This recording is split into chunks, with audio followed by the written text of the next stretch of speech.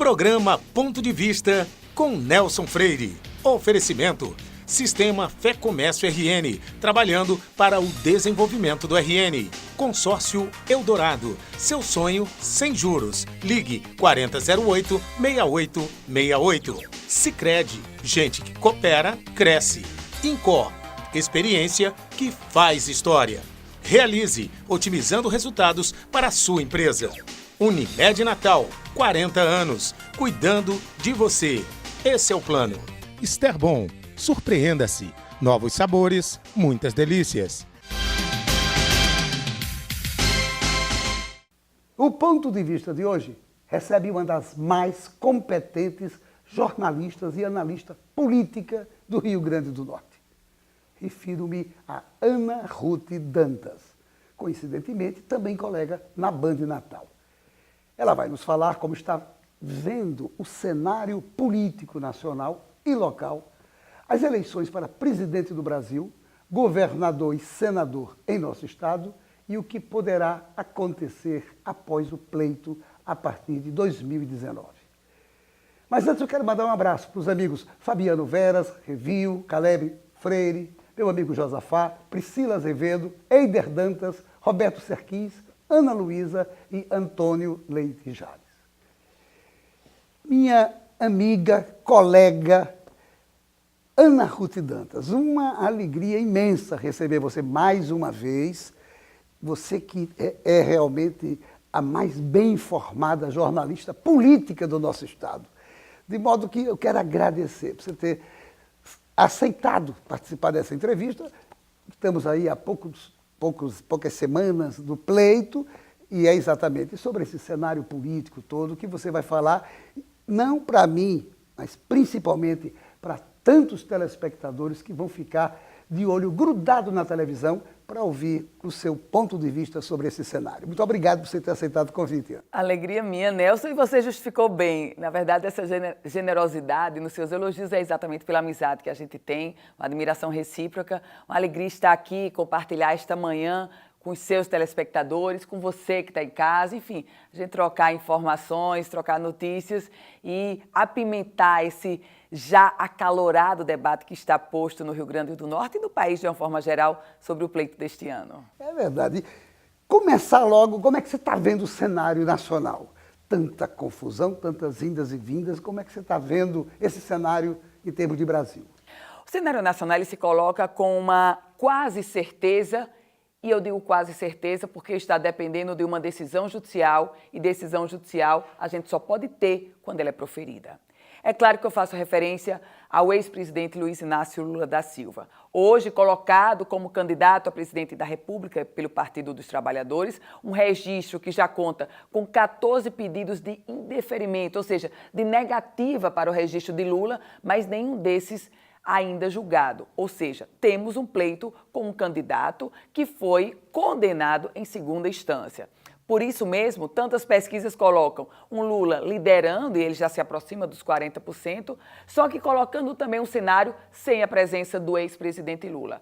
O cenário, em se tratando de Brasil, ele se mostra indefinido porque nós temos o seguinte questionamento: Lula sai?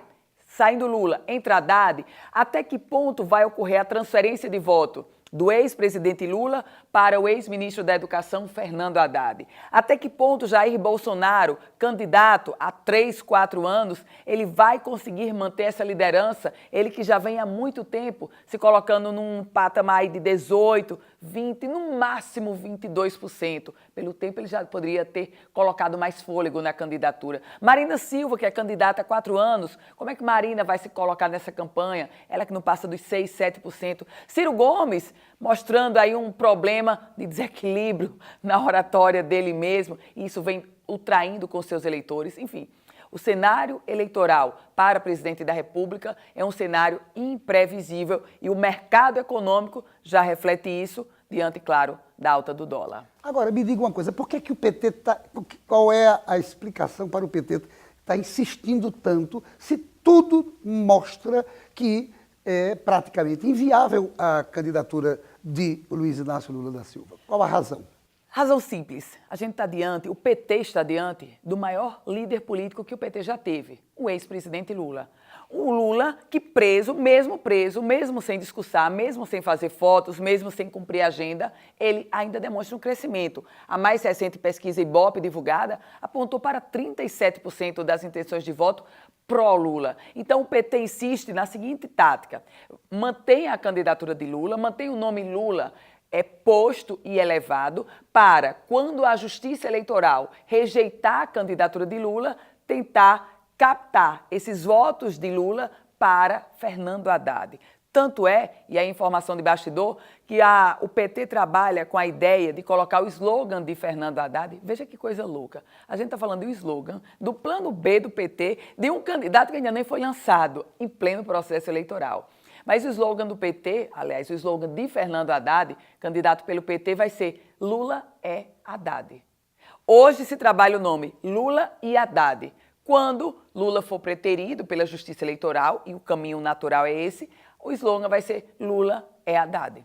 É isso. Havendo segundo turno, Ana Ruth, você acha que por essa bipolarização entre o PT, ou o candidato do PT, seja Lula ou seja Haddad, e um de direita como Bolsonaro, você acha que o segundo turno poderá, o PT absorvendo o nome de Lula, caso isso ocorra, poderá haver um segundo turno com o PT e com o Bolsonaro? Ou, ainda, complementando a pergunta, com essa fragilidade do próprio nome de Haddad, apesar desse slogan, poderíamos ver uma candidatura de direita contra uma de centro? Nelson, eu acho o segundo turno para presidente da República extremamente imprevisível. Jair Bolsonaro, saindo Lula, ele lidera. Falava pouco, 22%. Só que é um Bolsonaro que aparece com uma rejeição de 39%. A gente está falando do candidato de maior rejeição hoje no país, chama-se Jair Bolsonaro. Portanto, a rejeição, para a gente que estuda um pouco da política, ela mostra uma espécie de teto que o candidato tem. E chama muita atenção porque Lula saindo do páreo, Bolsonaro naturalmente não herda os votos, mas os votos de Lula, a grande maioria, não vai nem para Marina Silva, que seria uma candidatura de centro-esquerda, não vai para Ciro Gomes, que seria uma candidatura também de centro-esquerda, não vai para Guilherme Boulos, que é uma candidatura de esquerda. A grande maioria dos votos de Lula, neste momento, engrossa a fileira, em ele saindo do pleito, dos votos brancos indecisos.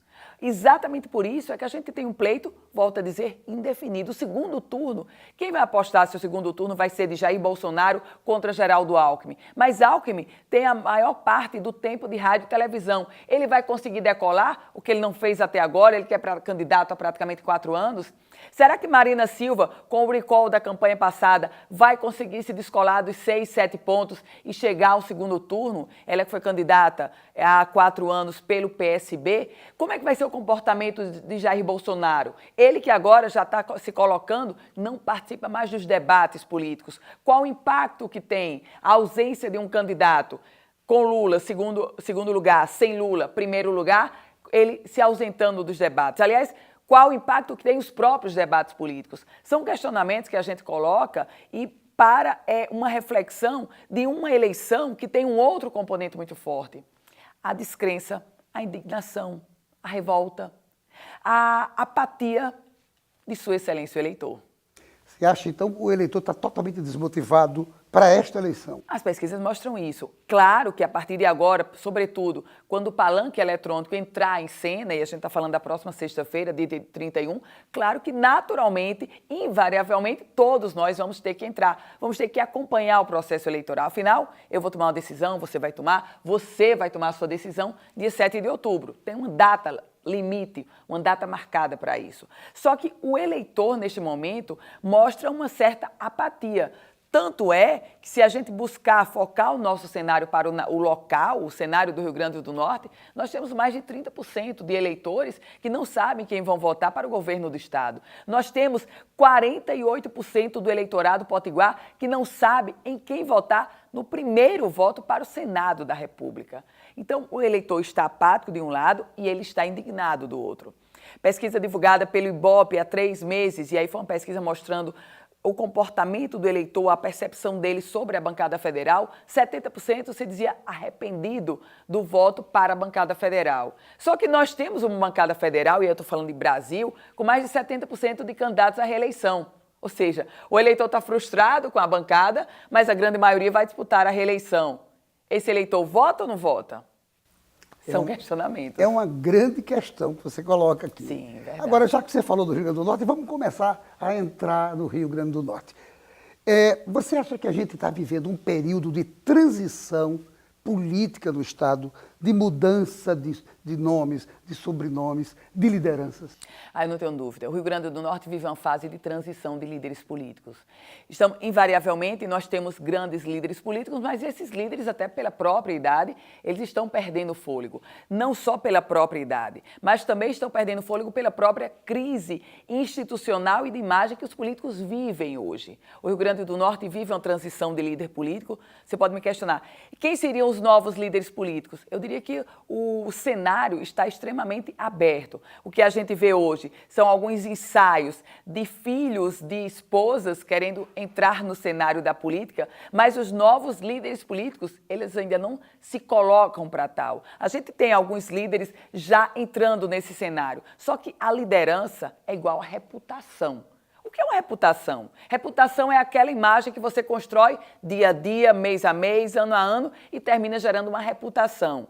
Eu não posso dizer que há um líder político hoje, ele tendo sido formado há 2, 3 anos. O líder político, naturalmente, ele é testado a cada 2 anos. E aí a gente tem a configuração ou a formatação de um líder político. Hoje, quem são os líderes políticos do Rio Grande do Norte? Você poderia dizer, Garibaldi Alves Filho é um líder político, foi senador de 1 milhão de votos. Só que o Garibaldi de senador de 1 milhão de votos, ele já não está posto mais. É um Garibaldi que hoje está no cenário, disputando o cargo de Senado, onde não há favoritos. Quem é outro líder político? O governador do estado, Robson Faria, enfrenta um alto índice de desaprovação da sua gestão. Vai ter um grande checkmate agora no pleito de 2018.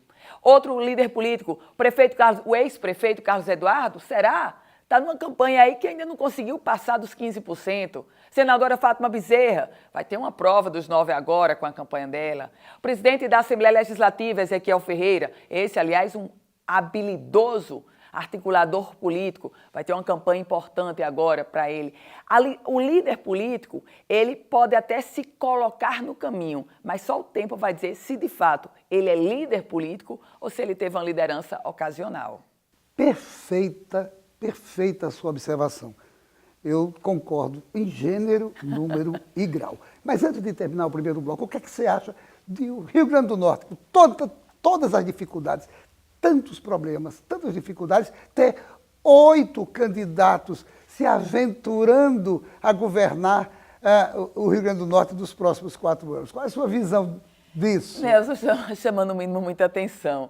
Vejam só, o Rio Grande do Norte hoje, essa eleição de 2018, independente do resultado dela, nós vamos ter uma eleição já histórica. É o maior número de candidatos ao governo dos últimos pleitos eleitorais. E exatamente são 8 nomes querendo chegar à principal cadeira da governadoria, no momento em que a governadoria, aí eu estou falando governadoria do ponto de vista simbólico, do estado do Rio Grande do Norte, vive uma grave crise. O Rio Grande do Norte fechou o ano de 2017 com quase 800 milhões de reais em déficit, ou seja, devendo. O estado potiguar compromete quase 60% da sua receita com a folha de pessoal. Esse estado hoje tem um déficit só na Previdência de 100 milhões de reais por mês, ou seja, a folha da Previdência não fecha, tem que buscar da chamada fonte 100 da Conta Geral do Estado para cobrir a folha da Previdência. O estado do Rio Grande do Norte que não consegue ganhar uma força motriz para o desenvolvimento. Veja que em 2014 nós tivemos um estudo mostrando que o Rio Grande do Norte era o 14º estado. E esse mesmo estudo, promovido pela Fierne, mostra agora, se nós continuarmos esse mesmo ritmo, daqui a 2 anos seremos o 23º estado do país. Com tudo isso, com todo esse cenário, tem 8 candidatos ao governo. Será que é porque o pessoal sempre se lembra do modelo antigo de se fazer política e agora que as pessoas começam a cobrar gestão, será que eles apenas estão olhando para o passado e querendo entrar na história como possíveis novos líderes? Nelson, me preocupa muito a forma como os 8 candidatos ao governo estão fazendo política e estão tentando pregar o seu discurso e a sua proposta. Na verdade, a gente não precisa de um candidato que diga vou sanar as contas do governo. Mas vai sanar as contas do governo como? Um governo que já está devendo 800 milhões de reais. Ah, vou fazer uma auditoria. Mas uma auditoria a partir de quê? Não, acabar com carro comissionado. Mas o Estado do Rio Grande do Norte só tem 1% de carro comissionado. Sem nenhuma defesa aos cargos comissionados. O problema é bem mas mais ainda complicado. que tire todos os cargos comissionados, a gente vai continuar com o mesmo déficit. Ah, vou resolver acabar com o programa de desenvolvimento industrial. Aí as empresas vão embora e o emprego. Emprego hoje, o desemprego do Estado hoje é de 13%. Então, o que me preocupa é que o debate para a escolha do governador do Estado está posto, mas a gente não tem, até o momento, subsídios de propostas exequíveis diante de uma realidade que todos nós vivemos. E vamos já falar no segundo bloco sobre isso. Vamos lá. Não saia daí, voltamos em instantes. Programa Ponto de Vista com Nelson Freire. Cada um de nós tem um plano. Tem o plano da Marina, que está indo bem no primeiro emprego. Ou da Júlia, que acabou de montar o seu próprio negócio. Tem o plano do Luiz, para viajar mais tranquilo. Ou o Roberto, que está cuidando dos seus funcionários. A vida é feita de planos. A gente tem um perfeito para você. Agora você pode ter Unimed Natal. Conheça os nossos novos planos. Ligue pra gente, 3220-6200. Seu papel é estudar. O nosso é tornar possível seus estudos. Seu papel é dirigir com responsabilidade. O nosso é tornar possível o seu carro. Seu papel é decidir viver junto para sempre. O nosso é tornar possível o futuro de vocês dois. Seu papel é amar seus filhos. O nosso é tornar possível o lar da sua família. Consórcio Eldorado. Há 30 anos, o nosso papel é tornar possível. Otimismo, uma palavra que supera a crise e faz a economia avançar. A Esterbom, uma empresa genuinamente potiguar, tem o otimismo como inspiração, investindo na qualificação dos seus colaboradores e na sustentabilidade. A Esterbom estimula a capacitação e práticas sustentáveis, como o tratamento de efluentes, a reutilização da água em áreas verdes e o uso da energia solar. Esterbom.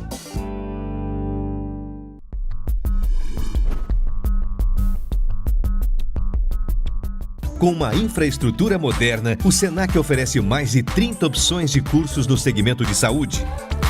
Pioneiras no Rio Grande do Norte, as habilitações técnicas em áreas como podologia e estética são diferenciais da instituição.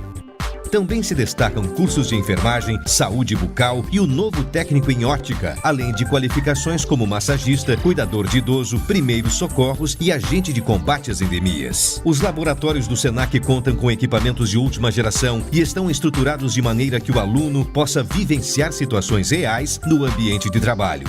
Multiplique suas chances. O Senac tem as ferramentas que você precisa para transformar o que você gosta de fazer em uma atividade de sucesso. Senac, uma instituição do Sistema Fé Comércio RN.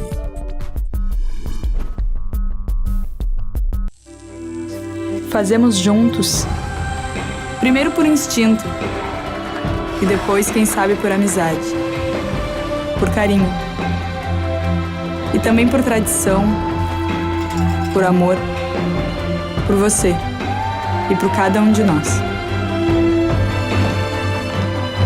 Fazer juntos, porque gente que coopera, cresce.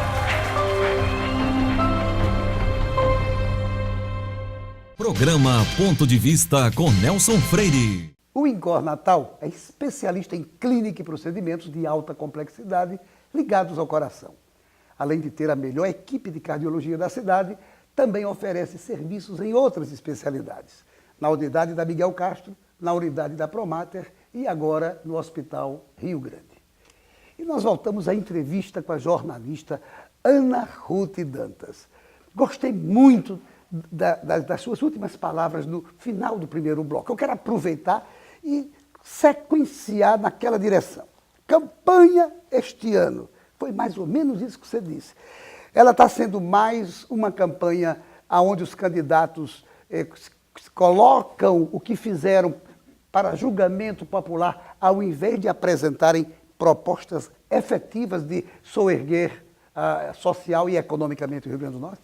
Nelson, até o momento, sim. E por que eu digo até o momento? Os candidatos eles vão ter uma importante participação, e eu diria grande visibilidade, a partir da sexta-feira com palanque eletrônico, rádio e televisão. Mas até o momento o que me preocupa é que os candidatos eles estão colocando, eu diria nem só fazendo prestação de contas, porque alguns deles nunca passaram pelo executivo ou por um mandato, mas eles estão trazendo uma teoria que não se aplica a um estado como o Rio Grande do Norte. Repito, a um estado como o Rio Grande do Norte que vive um problema seríssimo da infraestrutura logística. Como é que eu posso chegar aqui e dizer vou atrair grandes empresas se não tem infraestrutura logística para essas empresas? Como é que eu posso colocar e dizer que vou reequipar todos os hospitais regionais do estado, e o Rio Grande do Norte tem o maior número de hospitais regionais do país, proporcionalmente à população? Como eu posso falar isso sem ter recurso para tal? Como eu posso dizer que vou reaparelhar toda a segurança do estado do Rio Grande do Norte, se o estado do Rio Grande do Norte, nos últimos anos, não investiu nem R$200 mil na segurança pública? O que falta ao Rio Grande do Norte é recurso. Claro que também temos problemas de gestão, e aqui sem qualificar e personificar em ninguém. Mas o Rio Grande do Norte vive uma crise gravíssima. Vive uma crise grave na segurança, vive uma crise grave na saúde. O estado do Rio Grande do Norte vive uma crise e a gente não sabe como isso vai ocorrer ou como vamos superá-la, porque para superar passa por aumento de receita. Veja que o governo do estado já zerou o fundo previdenciário, o chamado FUNFI, que seria uma reserva para pagar os aposentados e pensionistas. O governador Robson Faria está às voltas com um pedido para antecipação de royalty, ou seja, do que a Petrobras pagaria no próximo ano. Se eu antecipo para este ano, então a receita do próximo ano que eu receberia, governador ou governadora no próximo ano, vou fazer como? Portanto, afora isso, tem, claro, os empréstimos que foram buscados pela então governadora Rosalba Ciarline, empréstimos do Banco Mundial que hoje a gente está fazendo investimentos, mas empréstimo exige pagamento. É verdade. Esse é um contexto extremamente complicado para quem se coloca como governador, como governadora do Rio Grande do Norte no próximo ano. É desafiador. Como vai resolver isso? Não foi à toa que nem eu, nem você, a gente se candidatou a governador porque a gente não se atreve a isso. Mas quem se candidatou, claro, que vai buscar resolver ou espera-se que resolva. Ana Ruth, durante muitos anos se ouve falar em pacto federativo. Na minha visão, eu acho que o pacto federativo passa necessariamente por uma reforma fiscal e tributária no país. Para que mude a situação. Os estados vão a Brasília com o pires na mão, os municípios vão a Brasília, fazem as marchas históricas, todo mundo tira fotografia, mas não se resolve o problema, porque a repartição dos recursos ela é concentrada no governo federal. Então, você colocou com muita propriedade. A questão é, dentre as questões do estado, essa que é primordial, a falta de recurso. Não seria, talvez, oportunidade dos novos postulantes lutarem de forma mais efetiva com as suas bancadas federais a partir de 2019, para que o Congresso possa efetivar finalmente esse chamado pacto federativo através da modificação da legislação? Nelson, o que é que a gente tem hoje? Um bolo tributário com a seguinte divisão: 60% para a União, 25% para os estados, 15% para os municípios. O cidadão, você que está em casa, a gente está onde? No município. No município. Então, a União é extremamente confortável para a União ela ficar com grande parte do bolo e transferir a responsabilidade da real gestão do serviço público de saúde, do serviço público de educação para o município.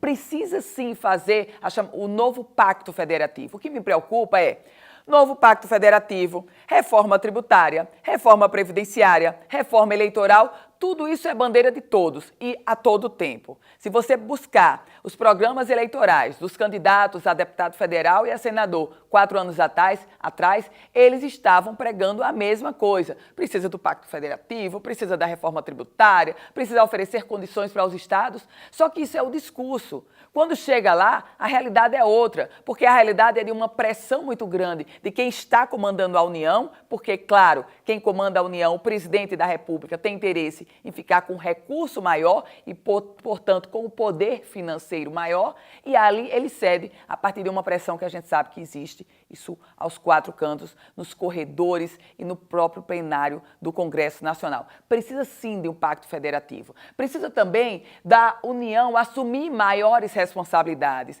É essencial o piso, por exemplo, o piso nacional do professor. Fantástico. O piso para o agente comunitário de saúde, essencial. Só que a União não pode colocar isso para votação no Congresso, o Congresso aprova e onera as contas já pobres dos municípios, dos estados. A gente precisa de um novo pacto federativo para buscar uma palavrinha que todos nós pregamos, equilíbrio. O caminho é esse. Você deu uma aula. O nosso telespectador está ali extasiado ouvindo todas as explicações maravilhosas. O que é que você acha da campanha para o Senado Federal aqui do Rio Grande do Norte? Sem favoritos. Sem favoritos? Sem favoritos. A campanha para o Senado Federal no Rio Grande do Norte mostra que nós não temos favorito. O fato novo que ocorreu há pouco menos de um mês, claro, foi a chegada do capitão Stevenson Valentim. Ele que se coloca com um recall do trabalho que fez como coordenador da Lei Seca, mas ele também não é favorito. O senador Garibaldi Filho, que já vai para o 3º mandato, também não é favorito. O ex-senador Geraldo Mello está na corrida, mas também não é favorito. Zenaide Maia, que vem com o recall de ter sido contra a reforma trabalhista, de tentar se colar ao PT, não é favorita. A campanha para o Senado Federal, neste momento, não tem favoritos. A gente tem, claro, corredores que estão avançados, mas o processo e as pesquisas postas nesses últimos dias mostram que nós temos uma campanha imprevisível para o Senado Federal. E significa dizer que nós vamos ter aí quase 2 meses de muita tensão. E aí vai valer... Menos de um mês, né? Menos de... um mês e pouquinho a gente vai ter de... Porque a campanha são 45 dias, a gente já pouco mais de um mês para eles conquistarem o voto de Senado Federal. 1º e 2º. E a candidatura de Senado tem uma peculiaridade. Tem o 1º e o 2º voto. Então você pode votar no candidato A e o seu 2º voto ser no candidato B. Do ponto de vista de estratégia de marketing eleitoral, os candidatos eles também não podem entrar em conflito e se emparedar um ao outro. Porque na hora que empareda, na hora que critica mais duramente, ele pode estar descartando um 2º voto daquele eleitor do candidato que ele emparedou, percebe? Percebo. Então, a partir disso, exige uma habilidade muito maior no discurso dos candidatos ao Senado em uma sucessão ou em uma corrida onde nós temos aí um candidato como o capitão Stevenson, mas temos um candidato como o ex-senador Geraldo Mello, do PSDB. Ele que estava fora da política, foi pensado pelo PSDB e chegou com fôlego eleitoral. Tem um Garibaldi Filho, do MDB, que também chega com fôlego. Tem um deputado federal, Antônio Jacome, que apostou alto, deixou a reeleição de lado, vai buscar uma vaga de Senado. Tem Zenaide Maia, não tinha mais espaço na Câmara dos Deputados, porque o irmão dela vai pleitear a vaga, agora vem Zenaide sonhando com o Senado.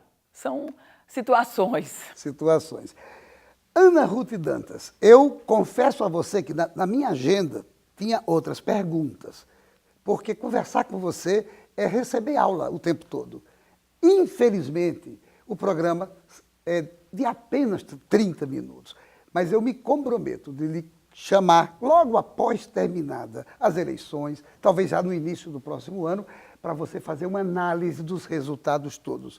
Eu só tenho que renovar os agradecimentos. Muito obrigado por você ter dado essa aula para todos nós.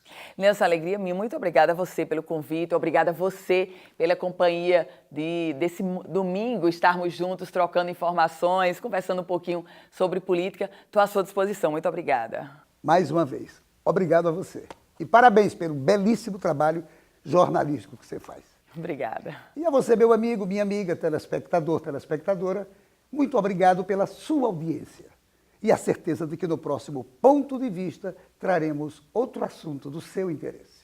Programa Ponto de Vista com Nelson Freire. Oferecimento: Sistema Fé Comércio RN, trabalhando para o desenvolvimento do RN. Consórcio Eldorado, seu sonho sem juros. Ligue 4008-6868. Sicredi, gente que coopera, cresce. Incor, experiência que faz história. Realize, otimizando resultados para a sua empresa. Unimed Natal, 40 anos, cuidando de você. Esse é o plano. Esterbom, surpreenda-se. Novos sabores, muitas delícias.